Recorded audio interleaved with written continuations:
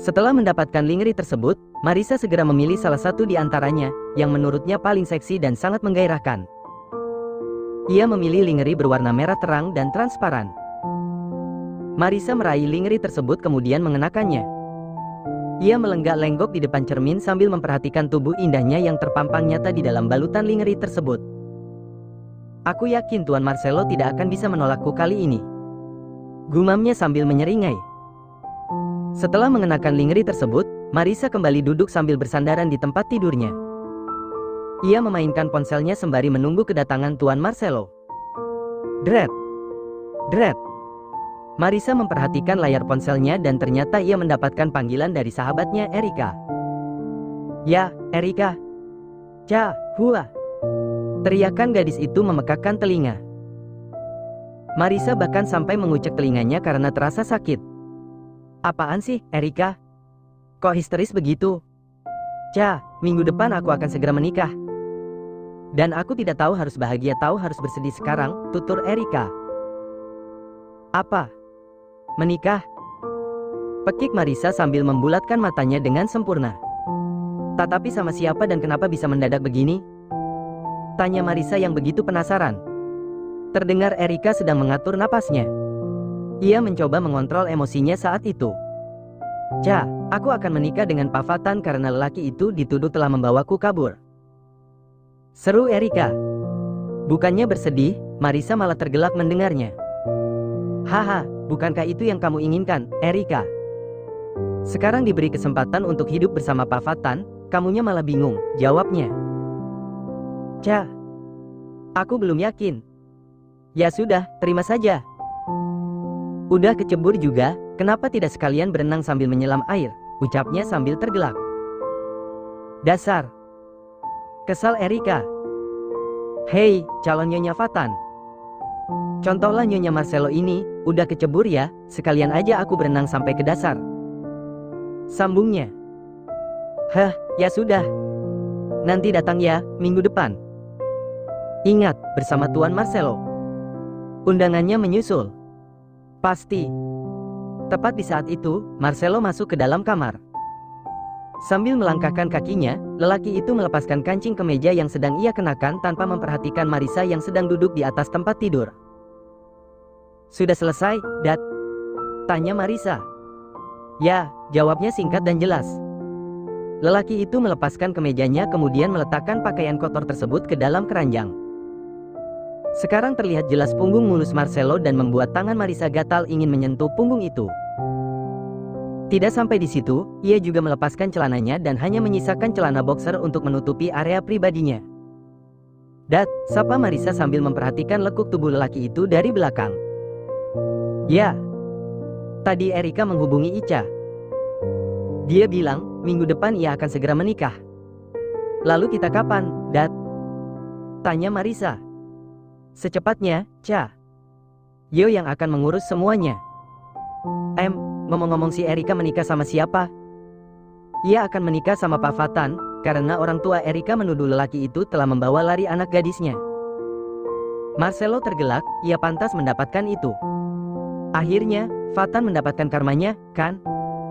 Lagian, salah dia juga suka sekali bawa kabur anak orang, sahutnya. Setelah mengatakan hal itu, Marcelo melenggang menuju kamar mandi kemudian melakukan ritual mandinya. Karena merasa suntuk menunggu lelaki itu melakukan ritual mandinya, Marissa berencana mengambil es krim di dapur. Ia meraih kimono tidur kemudian mengenakannya untuk menutupi lingerie seksi tersebut. Marissa berjalan menuju dapur kemudian mengambil es krim rasa susu vanila, kesukaannya. Ia membawa es krim itu kembali ke kamarnya dan tepat di saat itu, Marcelo sudah keluar dari kamar mandi. Dari mana, Ca? Tanya Marcelo sembari mengenakan baju tidurnya. Dari dapur. Dedi mau? Jawab Marissa sambil memperlihatkan es krim rasa susu vanila yang baru saja ia ambil dari lemari pendingin di dapur. Marcelo tersenyum sambil menggelengkan kepalanya perlahan. Aku tidak suka. Marissa kembali duduk di tepian tempat tidur sambil menjilat es krimnya sedikit demi sedikit. Setelah selesai mengenakan setelan tidurnya, Marcelo berbalik. Kini mata lelaki itu tertuju pada Marissa yang tengah menjilati es krim kesukaannya. Entah mengapa pikiran nakal itu kembali tercetus di kepalanya. Marissa tidak akan pernah berhenti mengerjai lelaki itu sampai Marcelo benar-benar mengakui perasaan yang sebenarnya terhadap dirinya. Dengan gaya sensual, Marissa menjilat-jilat es krim itu sambil menatap tajam kepada Marcelo. Tiba-tiba saja pikiran mesum Marcelo berkelana kemana-mana. Apalagi gadis itu mulai membuka kimono tidurnya dan memperlihatkan lingerie seksi yang sedang dikenakannya. Perlahan Marcelo menghampiri gadis itu dan duduk di sampingnya. Ia membelai pipi Marissa dengan lembut sambil menatap bibir seksi yang sedang menikmati es krim tersebut. Tiba-tiba saja, Marcelo menyerang bibir tersebut dengan cepat. Marissa tidak mau kalah, ia sudah belajar dari video yang ia tonton sebelumnya. Ia membalas kecupan demi kecupan yang dilancarkan oleh lelaki itu. Namun, baru saja Marcelo ingin menjelajahi bulatan besar dan kenyal tersebut, tiba-tiba sebuah kalimat konyol terlintas di kepalanya. "Marcelo, dia gadis kecilmu." Seketika Marcelo melepaskan gadis itu. Ia menatap Marissa dengan wajah bersalah sedangkan Marissa kebingungan karena tiba-tiba saja suaminya itu menghentikan aksinya.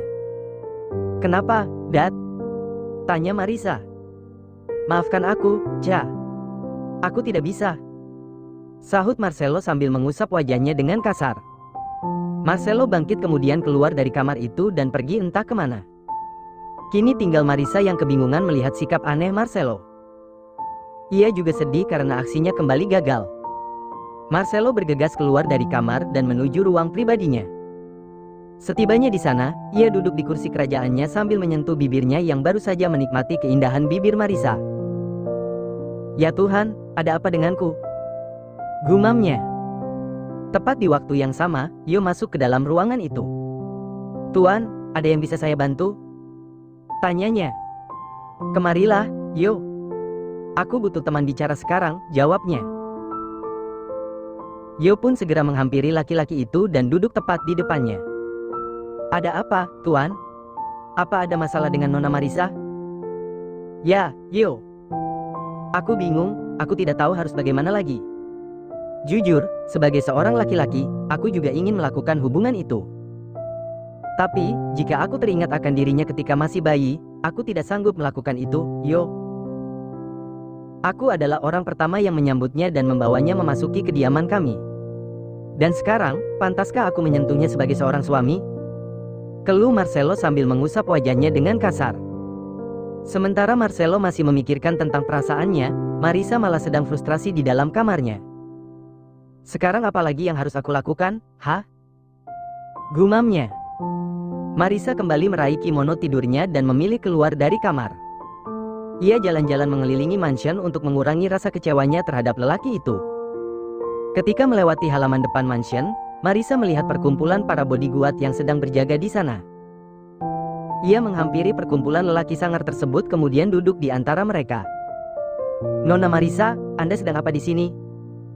tanya salah seorang bodyguard sambil menatap heran kepada gadis itu. "Cari angin. Aku bete di kamar terus," sahutnya sambil memperhatikan deretan gelas minum yang tertata di atas meja. Karena merasa kehausan, Marissa meraih salah satu gelas tersebut kemudian meneguknya sampai tetes terakhir. Wajah Marissa kusut setelah meneguk minuman tersebut. Ia memperhatikan gelas yang ia raih kemudian bertanya kepada para bodyguard yang sedang menatap dirinya dengan mata membulat. "Minuman apa ini? Rasanya aneh sekali." Para bodyguard saling tatap, mereka bingung harus berkata apa. Sebab minuman yang diteguk oleh gadis itu adalah minuman beralkohol yang digunakan para bodyguard untuk menghangatkan tubuh mereka. Sebenarnya itu. Belum habis bodyguard itu bicara, Marissa kembali meraih minuman itu kemudian meneguknya lagi. Walaupun rasanya aneh dan memuakkan, tetapi Marissa tidak peduli. Rasa kesal yang ia rasakan menurutnya lebih mengerikan daripada rasa minuman itu. Ia bangkit dari tempat duduknya dengan wajah kusut. "Terima kasih minumannya," ucap Marissa sembari melangkahkan kakinya memasuki mansion. "Bagaimana ini?" gumam bodyguard itu. "Sepertinya kita dalam masalah besar," sahut yang lainnya. Setibanya di dalam kamar, Marissa segera melepaskan kimono tidur yang menutupi lingerie seksinya. Kemudian ia melemparkan benda itu ke sembarang arah. Tiba-tiba saja tubuhnya terasa sangat panas dan gerah padahal AC di ruangan itu selalu dalam keadaan on. "Ada apa denganku?" Gumamnya karena saat itu kepalanya tiba-tiba ikutan pusing. Di saat Marissa masih setengah sadar, Marcelo kembali ke kamarnya dan berharap si gadis kecilnya sudah tidur, tetapi ia salah. Gadis itu masih belum tidur dan kelakuannya terlihat agak aneh. "Kamu kenapa, Cha?" tanya Marcelo sembari menghampiri Marissa yang sedang kegerahan. "Ah, Dedi kemarilah." Marissa yang sudah dibawa pengaruh minuman memabukkan itu meraih tubuh Marcelo kemudian membawanya ke atas tempat tidur mereka. "Dedi, temani aku malam ini," desisnya di samping telinga Marcelo. Marcelo merasa curiga melihat gelagat aneh gadis itu. Selain aroma mulutnya yang tercium bau alkohol, kelakuannya pun lebih ekstrim dari biasanya. Gadis itu sudah berani menindihnya dan tidak membiarkan dirinya pergi dari tempat itu. "Cha, seperti kamu sedang mabuk," ucap Marcelo panik. "Tidak juga." Perlahan Marissa melepaskan lingerie yang sedang ia kenakan kemudian melemparnya ke samping tempat tidur. Kini nampaklah tubuh polosnya tanpa sehelai benang pun. Marcelo yang masih dalam kungkungan gadis itu tidak berdaya, apalagi harus dihadapkan dengan bulatan kenyal ekstra besar yang kini berada tepat di depan wajahnya. Detak jantung lelaki itu berpacu dengan sangat cepat. Tubuhnya terasa panas dingin dan jangan lupakan tangannya yang sudah gatal ingin merem asteris es kedua bulatan dengan size ekstra tersebut. Bahkan sesuatu sedang bergerak-gerak di bawah sana, meminta haknya. "Cha, lepaskan Dedi." "No." Dengan garangnya, Marissa melepaskan kancing baju tidur yang sedang dikenakan oleh Marcelo. Satu persatu, hingga ia berhasil melepaskan baju tidur tersebut dari tubuh lelaki itu. Marissa tersenyum puas ketika melihat tubuh Marcelo yang sudah setengah telanjang. "Kini tinggal celanamu, Tuan Marcelo." Marcelo pasrah dan membiarkan gadis itu melakukan apa yang dia inginkan di atas tubuhnya. Lagi pula senjata andalannya pun sudah bangkit sejak tadi dan tak mungkin ia kendalikan lagi. Marissa semakin bersemangat, ia melepaskan celana yang sedang dikenakan oleh Tuan Marcelo hingga lelaki itu pun bertubuh polos, sama seperti dirinya. "Biarkan aku yang memulainya, Cha," tutur Marcelo sembari mengambil alih permainan mereka. Ia membalikkan posisi mereka dan kini ia yang menjadi leader di tempat itu. "Apa kamu masih perawan, Cha?" Ya, Dad." Marcelo kembali tersenyum puas karena Marissa benar-benar miliknya dan hanya dia yang akan menyentuh gadis itu. Karena keasyikan menikmati malam pertama mereka, Marcelo tidak sadar bahwa saat ini dirinya sudah terlambat ke kantor. Sudah berkali-kali, Yo melirik jam tangan mewah yang melingkar di pergelangan tangannya. Ia menunggu Marcelo turun dari kamar utama, tetapi hingga jarum jam menunjukkan pukul 8, Marcelo tidak juga kelihatan batang hidungnya. "Ya ampun, Tuan Marcelo. Apakah yang Anda lakukan hingga terlambat seperti ini?" gumamnya sambil menatap kamar utama di lantai atas. "Perlukah aku mengeceknya?" "Sebaiknya Anda tengok saja, Tuan Yo," sahut salah satu bodyguardnya. "Ya, sepertinya memang harus begitu." Yo melangkahkan kakinya menuju kamar utama dan setibanya di sana, ia segera mengetuk pintunya dan memanggil nama Marcelo. "Top! Top!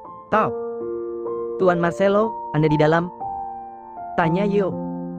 Marcelo terperanjat, ia bergegas bangun dan memperhatikan jam dinding mewahnya. "Ya Tuhan, aku terlambat," pekiknya. "Ya, Yo.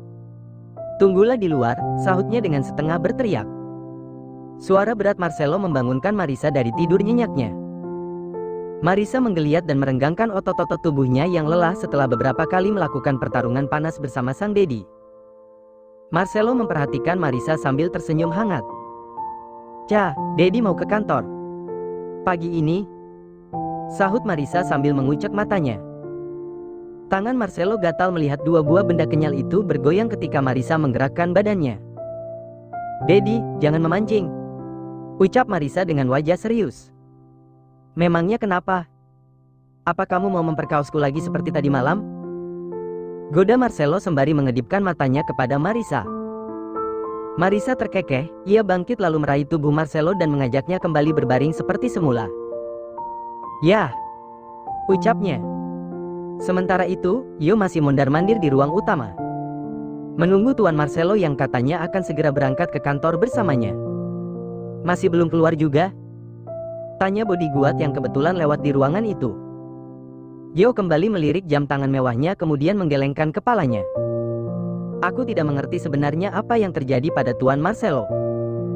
Ini pertama kalinya ia melalaikan pekerjaannya, sahut Yo sambil menautkan kedua alisnya menatap kamar utama. Hingga jarum jam menunjukkan pukul 10, lelaki itu masih belum keluar dari persembunyian dan hal itu membuat Yo benar-benar kesal. Ia menggerutu di ruangan itu sendirian. Sebenarnya apa yang sedang dilakukan oleh Tuan Marcelo? Seharusnya, jika ia tidak ingin berangkat ke kantor, paling tidak jangan menyuruhku menunggunya di ruangan ini, kesalnya. Yo kembali melangkahkan kakinya menuju kamar utama dan baru saja ia mencoba mengetuk pintunya, terdengar suara desahan dari dalam kamar. Setelah menyadari apa yang sedang dilakukan oleh pasangan itu, Yo pun mengurungkan niatnya untuk mengetuk pintu kamar tersebut. Ia berbalik dan kembali ke ruang utama. Yo menjatuhkan dirinya di atas sofa mewah yang ada di ruangan itu sambil memainkan ponselnya. Belum muncul juga? Tanya bodyguard lagi sambil terkekeh. Sepertinya rumah ini akan semakin ramai dengan hadirnya Tuan Marcelo Junior, sahutnya dengan tatapan fokus ke layar ponselnya. Bodyguard kebingungan, ia menggaruk kepalanya yang tidak gatal. Tuan Marcelo Junior?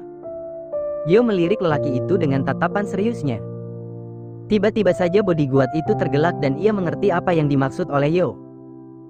Oh ya, saya baru mengerti, Tuan. Kalau begitu, sebaiknya Anda duduk dengan santai dan biarkan mereka menyelesaikan kegiatan panas mereka, jawab bodyguard sembari berlalu. Tuan Marcelo. Baru tadi malam ia mengatakan tidak bisa melakukan itu terhadap Nona Marisa dan sekarang ia malah ketagihan melakukannya, gumam Yo sambil menggelengkan kepalanya. Kembali ke dalam kamar. Napas pasangan itu masih terdengar ngos-ngosan. Ca, bagaimana jika kamu hamil? Apa kamu sudah siap untuk menjadi ibu untuk anak-anakku? Tanya Marcelo. Jika aku sudah siap melakukan ini, itu artinya aku siap dengan semua konsekuensinya. Termasuk menjadi seorang ibu untuk anak-anakmu, Daddy L. L. Marcelo melirik wajah Marisa yang masih berbaring di atas tubuhnya. Ya, L. Bukankah itu panggilan sayang Nyonya Melinda kepadamu? Marcelo terkekeh pelan. Sebenarnya itu panggilan sayang kedua orang tuaku. Dan aku sangat merindukan panggilan itu, jawabnya. Oh ya, Dad. Bolehkah aku mengajak Bi Ani tinggal di sini bersama kita? Aku kasihan sama Bi Ani, ia sendirian di sana. Tutur Marisa. Bukankah sudah kubilang bahwa semua milikku ini adalah milikmu juga, begitu pula mansion ini. Jadi, kamu bisa lakukan apa saja yang kamu mau, termasuk mengajak Bi Ani tinggal di sini. Benarkah? Wajah Marisa berseri-seri setelah mendengar persetujuan Marcelo. Ya, nanti kusuruh salah satu bodyguard untuk menjemputnya. Oh, terima kasih, Dad. Seru Marisa sembari mempererat pelukannya. Iya, Daddy juga sayang kamu. Beberapa hari kemudian. Sayang, hari ini kita jalan ke mall, ya? Aku pengen beli sesuatu untuk hadiah pernikahan Erika, rengek Marisa sambil memeluk tubuh lelaki itu dari belakang. Hari ini aku sibuk, sayang. Ada meeting penting yang harus aku hadiri dan tidak bisa kutinggalkan. Marcelo meraih kemeja yang sudah tersedia di atas tempat tidur kemudian mengenakannya. Marisa merasa kesal karena lelaki itu tidak mengabulkan keinginannya, ia menekuk wajahnya kemudian berucap. Baiklah kalau begitu. Ica pergi sendiri saja. Marisa berpaling kemudian melenggang menuju kamar mandi. Mendengar ucapan Marisa, Marcelo bergegas membalikkan badan dan meraih tubuh polos Marisa yang berjalan menjauhinya. Oke. Baiklah, hari ini aku akan menemanimu ke mall, ucap Marcelo sambil memeluk tubuh istri kecilnya itu. Serius? Wajah Marisa semeringah menatap Marcelo yang sedang memeluknya.